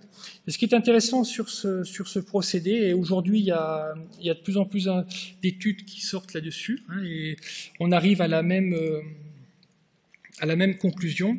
Le principal impact vient du précurseur, vient de la chimie. Et donc c'est ce que vous voyez ici en bleu au niveau des histogrammes. Donc comme vous le savez, en ACV, les collègues calculent l'impact du procédé sur un certain nombre d'indicateurs.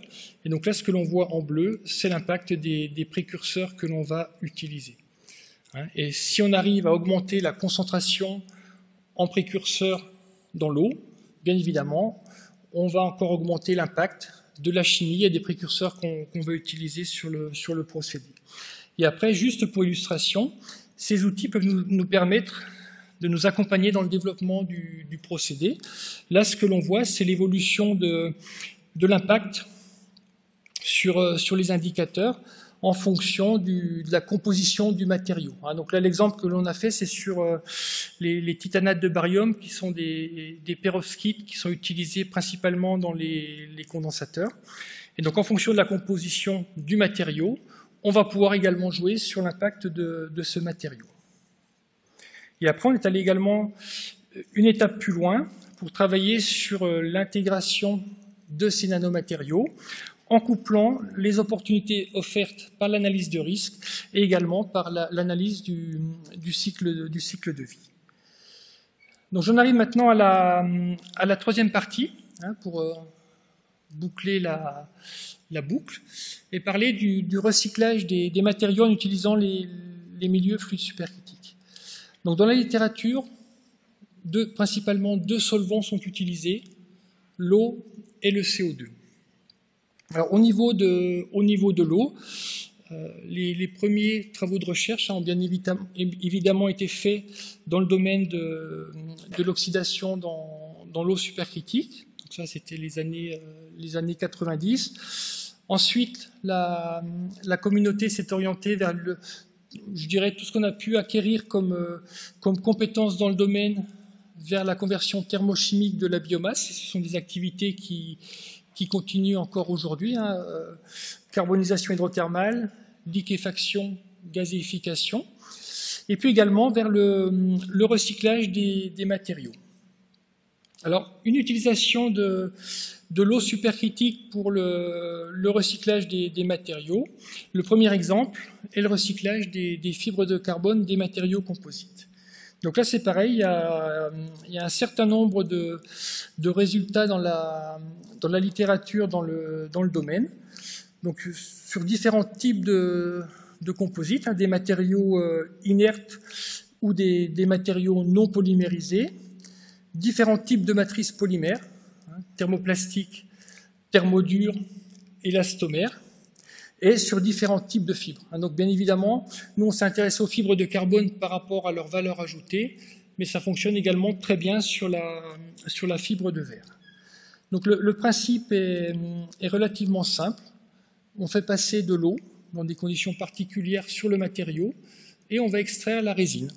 On va nettoyer les fibres et au final, on peut récupérer des fibres de carbone qui sont propres. Donc là, vous voyez les conditions. C'est à peu près les conditions qui permettent d'extraire l'ensemble des résines. On a travaillé sur, je pense à ce jour, plus de 50 résines, différents domaines, secteur de l'aéronautique, secteur de l'éolien et secteur de l'automobile, avec des matrices époxy. Donc dans ces conditions, généralement, on arrive à à bien nettoyer les fibres, à récupérer les fibres.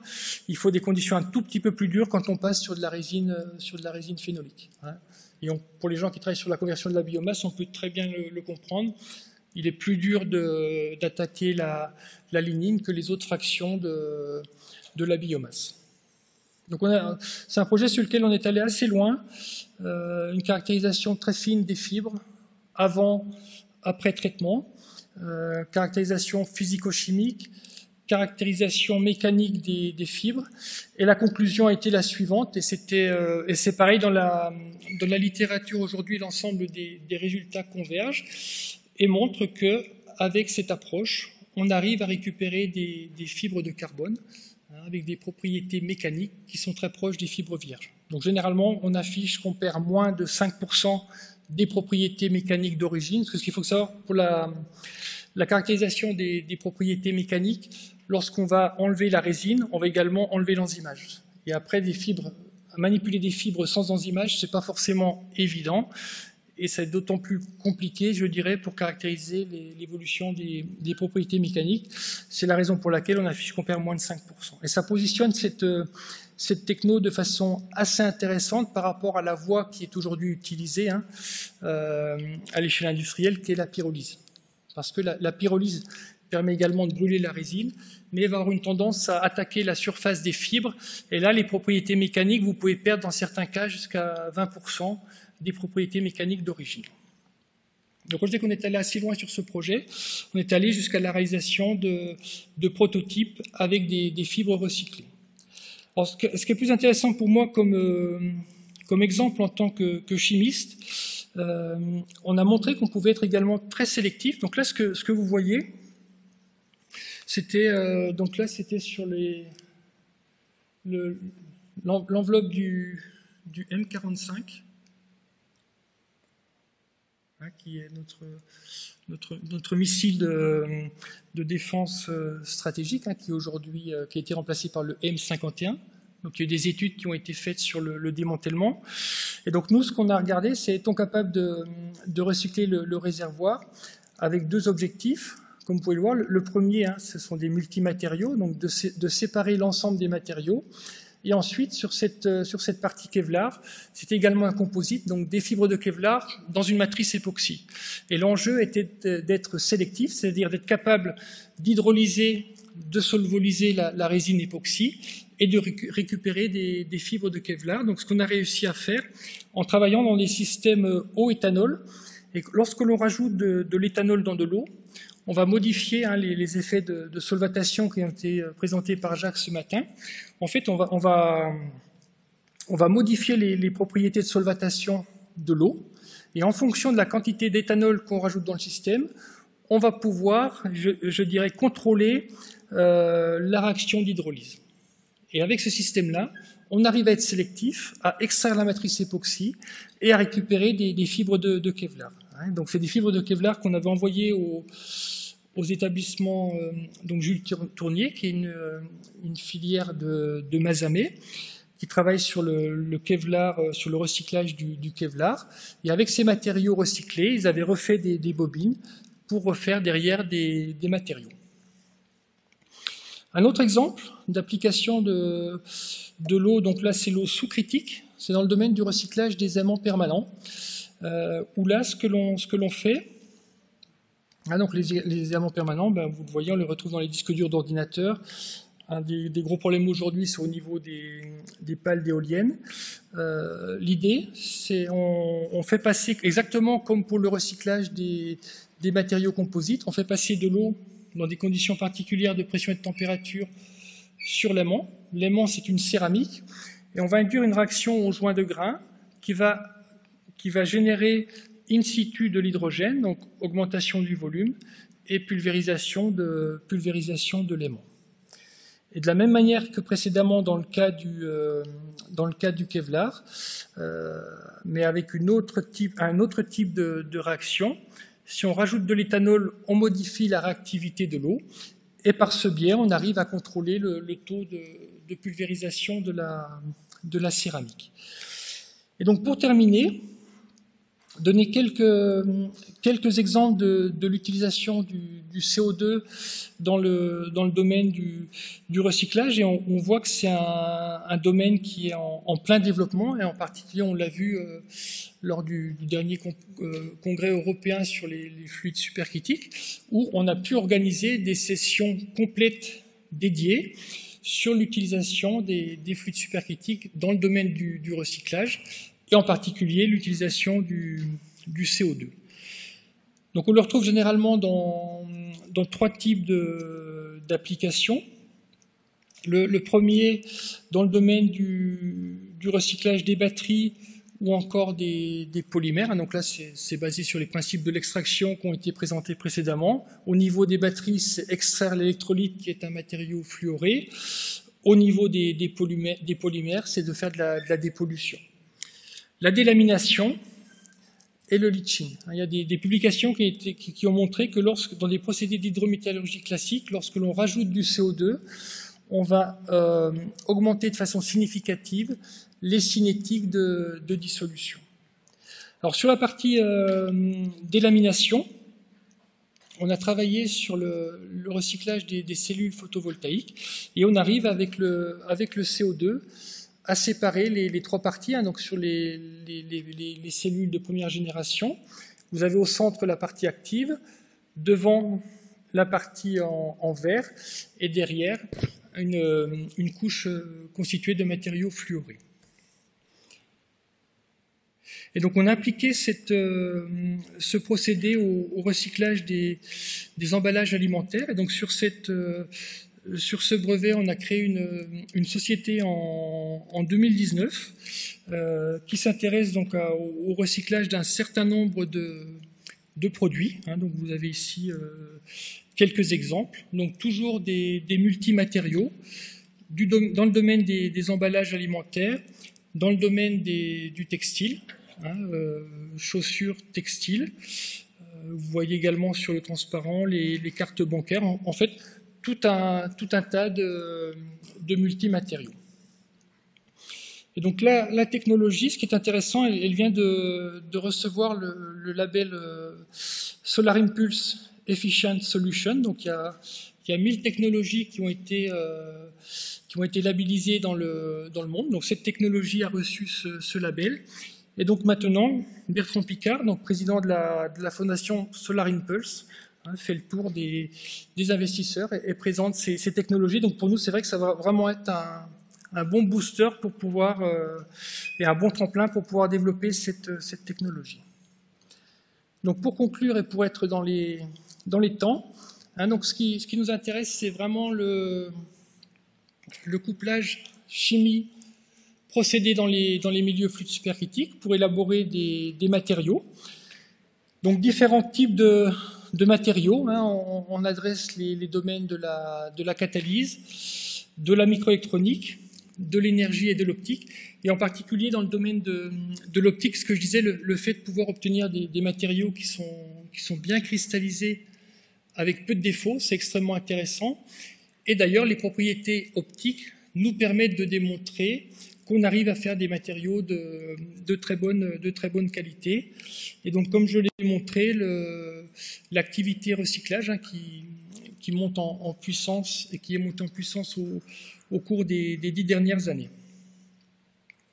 Donc, pour terminer, je voudrais remercier l'ensemble de mes collaborateurs, vous remercier, vous, pour votre attention, et puis finir avec quelques mots pour Jacques et sa famille. Donc, vous souhaitez tous mes vœux de bonheur dans cette nouvelle vie, et surtout espérer avoir l'opportunité de se rencontrer à nouveau, que ce soit à Bordeaux, à Albi ou à Déservillers.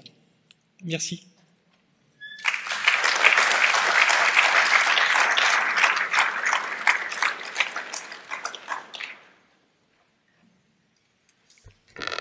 Est-ce qu'il y a des questions? Oui. Malgré l'émotion de cette journée, j'arrive encore à poser une question scientifique. Je suis épaté par ce que tu as montré au début là, sur la... Attends, je vais enlever le masque, tant pis. Ce que tu as montré sur les sels fondus en milieu, dans de l'eau supercritique. Comment ça se passe? Est-ce qu'on peut imaginer avoir une émulsion? Enfin, on l'a vu, c'est vraiment très proche du schéma. On l'a fait dans des tubes saphir.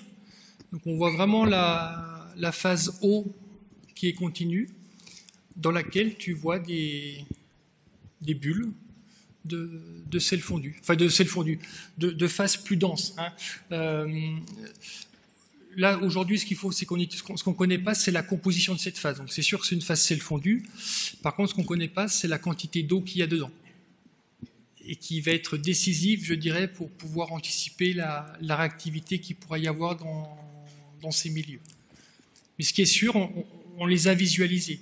Et du coup, en jouant sur la quantité de sel et sur l'hydrodynamique, tu peux contrôler la taille des domaines sel fondu. Ça, on l'a vu et montré.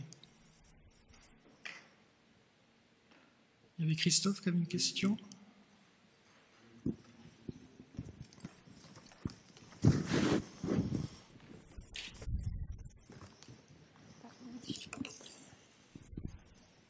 Merci Cyril pour ta présentation. Ça fait beaucoup de plaisir de voir tous les travaux qui ont été faits à Bordeaux. J'avais une petite question sur la partie traitement et la comparaison qu'il y avait entre les traitements hydrothermaux et ce qu'on peut exister dans l'industrie sur la solvolyse. Ouais. Tu as présenté des travaux qui semblent montrer un vrai intérêt de ces traitements hydrothermaux. Est-ce qu'industriellement, tu as une connaissance de ce qui a pu s'être appliqué? Est-ce qu'on est sorti de la pyrolyse qui était utilisée ou pas? Ou est-ce que c'est resté encore à l'échelle laboratoire?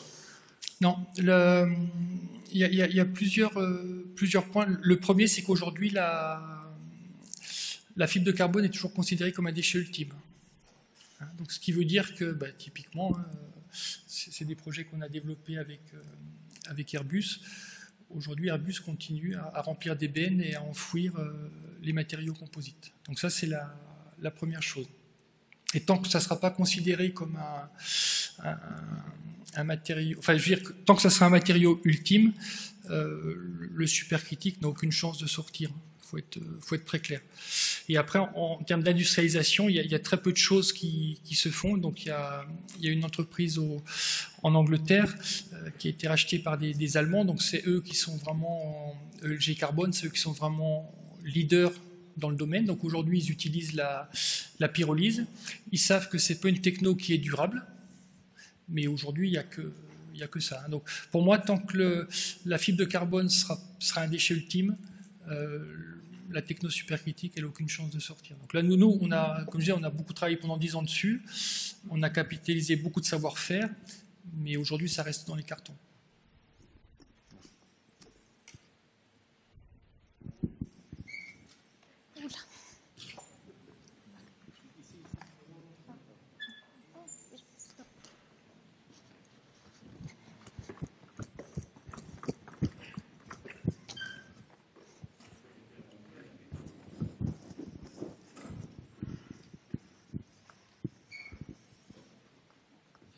Oui, vous m'entendez, c'est bon?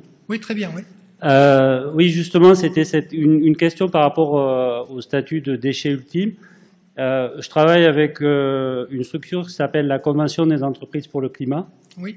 C'est 150 entrepreneurs qui essaient de travailler. Et on a le même problème avec les ciments verts qui ne sont pas reconnus légalement. On est en dialogue avec l'ADEME, etc. Et toute la question, c'est qu'est-ce qui est fait par les chercheurs comme vous pour vulgariser? Parce qu'on a un vrai problème avec les élus et à la façon dont ils comprennent en fait les travaux de recherche. Et quels sont les procédés de vulgarisation que vous mettez en œuvre pour permettre que ce genre d'écueil soit levé en fait? C'est une vraie question. Donc nous, ce qu'on fait en termes de vulgarisation, donc bon, ce qui est sûr, c'est que les journées ne font que 24 heures, donc notre métier principal, c'est déjà de faire de la recherche, hein, donc on essaie de faire ça pour le mieux. Après, par contre, on essaie d'être actif en vulgarisation, donc en commençant par les jeunes, hein, donc je réponds pas à votre question, mais je réponds à la question vulgarisation, donc les jeunes. Et ensuite, au niveau des politiques, bon, au niveau régional, on est sollicité, hein, pour faire partie de comités. En ce moment, on a fait pas mal de webinaires, hein, sur différents types d'associations. Mais après, en termes de vulgarisation, je dirais hors jeunes, hein, donc dans les collèges et lycées, nous, on en fait personnellement pas beaucoup.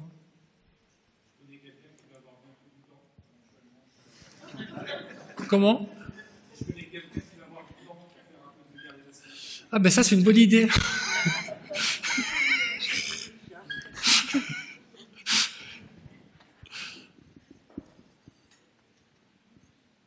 Mais ça, vous avez raison, hein, c'est un problème.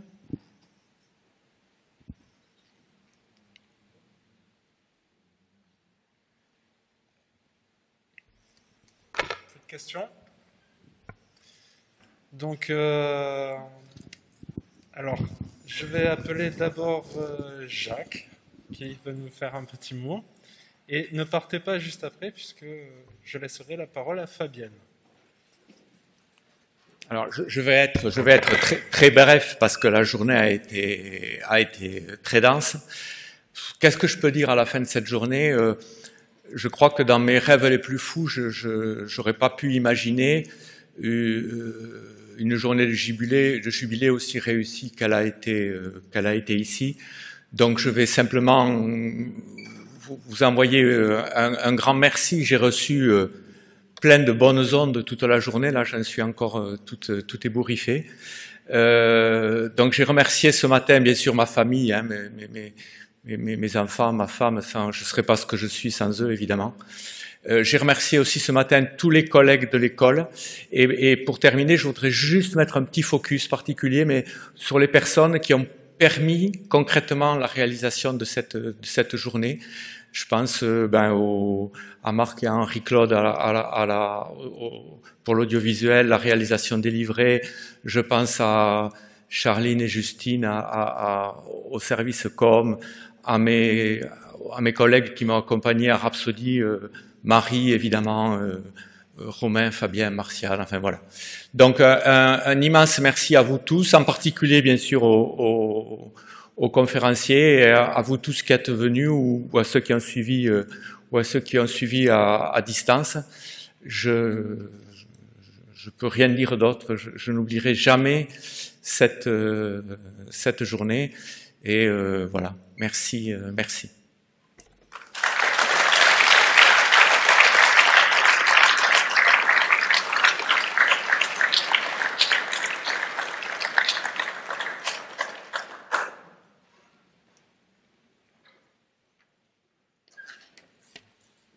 Donc, j'ai l'honneur de clôturer cette journée. Oui, mais je ne peux pas être sur vous. Oui, j'ai entendu, merci. Non, mais c'est pas ça. Ah, voilà, tourne-moi le micro. Bon, je recommence. Donc, j'ai l'honneur de clôturer cette journée qui a été riche en sciences, mais aussi en émotions, comme vous l'avez souligné, Jacques. Donc, je remercie aussi toute l'équipe organisatrice, donc je ne vais pas revenir dessus puisque vous avez cité tout le monde. Voilà, donc ce diaporama retrace en image votre chemin professionnel au sein de l'IMT Minalbi et dans d'autres activités, on va dire. Donc, je voudrais vous remercier pour tout ce que vous avez apporté à notre école et au centre. C'est toujours émouvant ces journées, ces départs.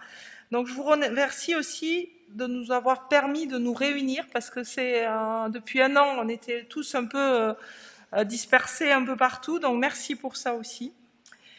Et puis, je voudrais dire que le Centre Poudre et Procédés, que vous avez rejoint en septembre 1996, puis le LGPSD, et maintenant Rhapsody, dont vous avez initié le changement de nom, est une grande famille avec ses joies, ses malheurs, ses petits secrets, ses pots et ses repas. Donc il y en a certains qui doivent circuler. Donc vous avez toujours été là, toujours présent pour l'ensemble du personnel de Rhapsody, mais aussi de l'école. Donc dans quelques mois, vous allez partir définitivement. Alors j'ai compris pour vous entraîner au triathlon, je ne sais pas si j'ai tout compris. Mais avant cela, je souhaiterais vous demander 2 choses, en espérant que vous allez me répondre oui, parce que là vous êtes très absorbés par les diaporamas. Donc ma première concerne le grand nettoyage du laboratoire. Je voulais savoir si vous viendrez aider Jean-Jacques et Martial, parce que j'ai peur qu'ils soient un peu perdus tout seuls pour nettoyer. Donc ça, c'est ma première question. Donc j'espère qu'on pourra faire ce grand nettoyage en juillet. Et ma deuxième demande concerne vos qualités de chanteur. Donc normalement, Marie, où es-tu? Nous avons une guitare à disposition. Et on voulait savoir si vous accepteriez de nous chanter une petite chanson de votre choix, avec ou sans guitare, parce que je n'ai pas trouvé le guitariste. Voilà, pour se quitter dans un moment de joie et pas de tristesse. Voilà.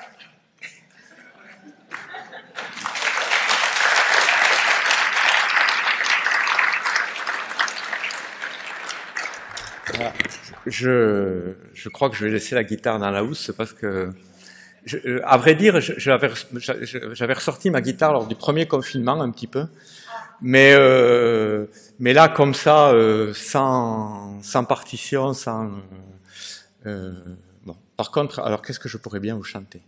Alors si j'ai quand même un regret, Fabienne, c'est que j'ai pas réussi à ce que tu me tutoies avant de partir à la retraite. Mais bon, voilà, tant pis. Oui, mais je le comprends comme ça. Qu'est-ce que je pourrais bien vous chanter, mon Dieu?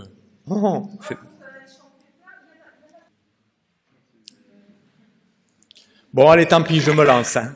Vous n'êtes pas arrivé jusque-là. Alors, je vais vous chanter, si je m'en rappelle, le petit bonheur.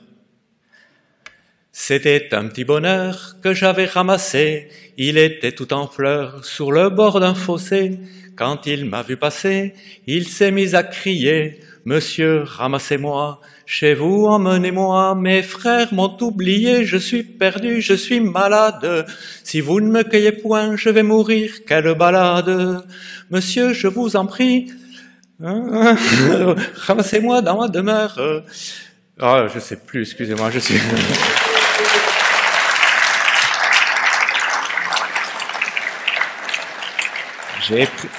C'est pas fini, hein.